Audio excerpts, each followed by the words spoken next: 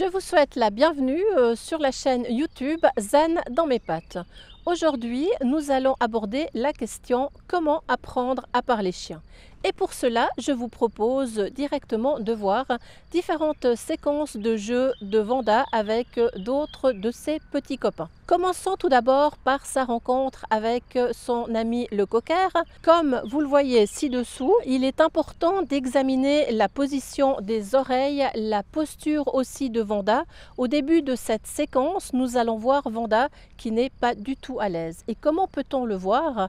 Eh bien, dans son mouvement, examiner son arrière-train, examiner la queue aussi, qui va vraiment se coller à son corps, sa position basse sur pattes et également ses oreilles. Dans une telle situation, on évitera de prolonger cette séquence de jeu et il y a même à un moment donné, ici on le voit, Vanda qui se réfugie vers une petite cabane blanche. Ce genre de situation peut être très vite dangereuse. Et pourquoi? Tout simplement parce qu'un chien, lorsqu'il n'a pas la possibilité de fuir, peut passer à l'agression. Donc dans une situation similaire à celle-ci, évitez de laisser le chien dans une telle situation, rappelez-le vers vous, rassurez-le et le chien va sortir de cette situation stressante pour lui. Je vous propose maintenant de voir une autre séquence avec un chien qui est plus petit que Vanda. Il s'agit d'un chiot d'une race polaire. Et là, nous voyons un jeu qui est totalement différent. Le chien polaire a tendance à utiliser ses vocalises un peu plus que d'autres chiens. Et je vous propose peut-être d'examiner cette séquence et surtout de l'entendre.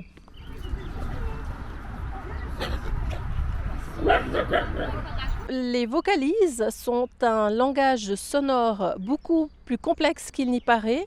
Les chiens, en effet, ne se contentent pas d'aboyer. Leur palette sonore comprend aussi des gémissements, des grognements, des jappements, des hurlements et parfois même des soupirs. Et nous voyons Vanda aussi qui découvre cette nouvelle façon de jouer avec ce chien qui est pourtant plus petit qu'elle, mais quelque part qui ne la met pas à l'aise. Et une telle séquence de jeu ne devrait pas dépasser 2 à 3 minutes. Dans la séquence suivante, je voulais aussi vous montrer pourquoi l'odorat est important. Les chiens perçoivent, analysent et produisent des informations chimiques via les odeurs.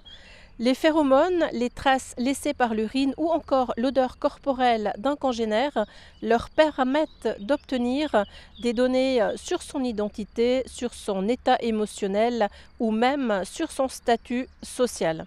C'est pourquoi pensez à une chose qui est très importante lorsque votre chien joue, lorsque votre chien se promène ou qu'il va à la rencontre d'un autre animal, que ce soit d'un congénère, d'un cheval, d'une poule ou autre.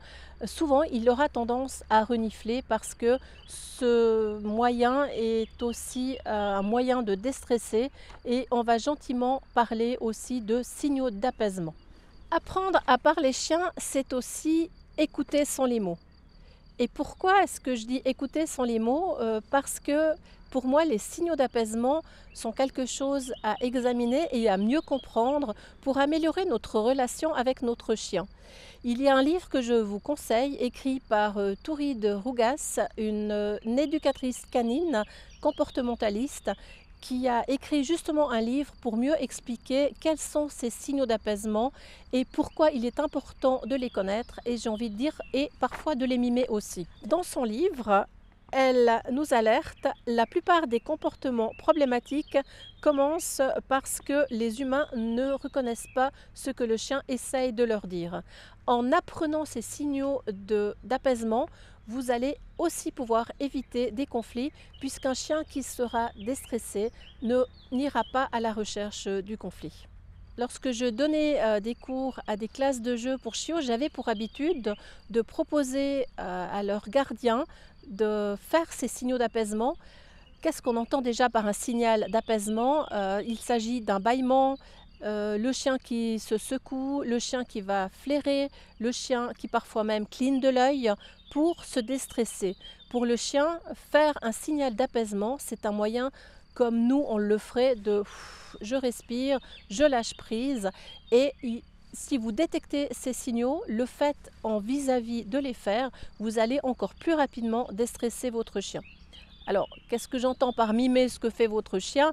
Si vous avez un chien stressé et qui, par exemple, bâille, faites-en de même. Face à lui, vous allez bâiller et vous verrez que le chien va déstresser plus rapidement. Et quelque part, pour lui, cela signifie, eh ben voilà, je lui montre un signal de mon stress et en réponse, mon maître m'a compris et le chien se sentira beaucoup mieux. Pour conclure, je dirais que parler chien, c'est aussi avoir une meilleure relation avec son chien et mieux connaître les signaux d'apaisement. C'est parfois aussi mieux connaître notre façon d'être et notre façon de réagir avec notre chien. Je vous donne donc rendez-vous avec Vanda dans une prochaine vidéo. Je vous dis donc à très bientôt. Bye bye!